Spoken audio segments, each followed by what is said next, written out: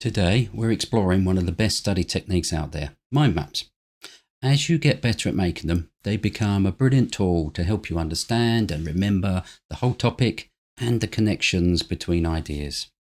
Mind mapping is a good way to revise, but you do still need to be mindful that you're not just copying information onto your map. Otherwise, it becomes more passive. Let's start by having a look at some examples. As you can see, some mind maps are better than others. What exactly is a mind map?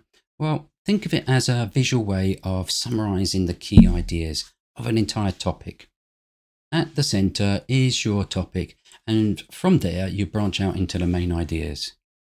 Mind maps are a perfect way of seeing the big picture of a topic whilst trying to understand how everything is related. So let's have a look at creating a mind map. Well, what you do is you place the topic title in the center of the page and connect your main ideas to that topic title. These should be major sections or the key themes of the topic. Now, on each one of those key themes, you can then branch out with some extra details. What I advise is that you keep it simple. Don't write too much. You want just enough information to jog your memory. Your mind map is a thinking tool. The idea is to think and understand, not to turn your mind map into a textbook.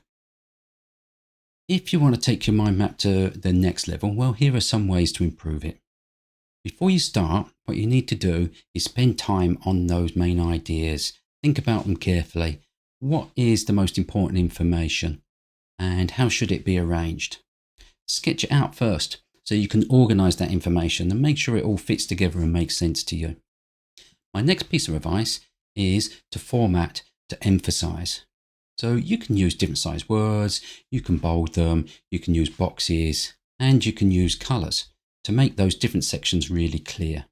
As you see, this mind map here has used colors, and we can see really easily how it's all grouped together by those colors.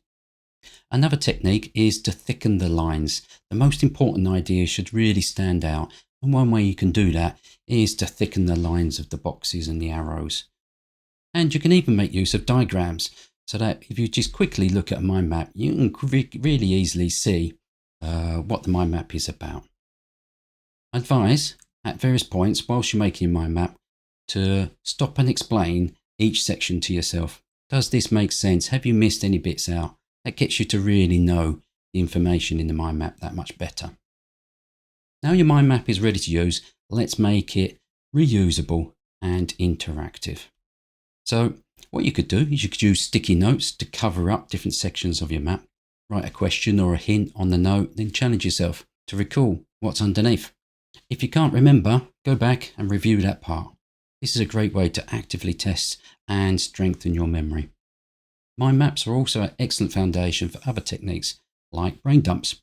Can you recall the whole mind map from memory? Which bits did you forget? If there are certain bits that you keep on forgetting, turn those little bits into flashcards just to help your memory. Here's something to keep in mind. Mind maps aren't just about looking good. They're about thinking deeply on the topic.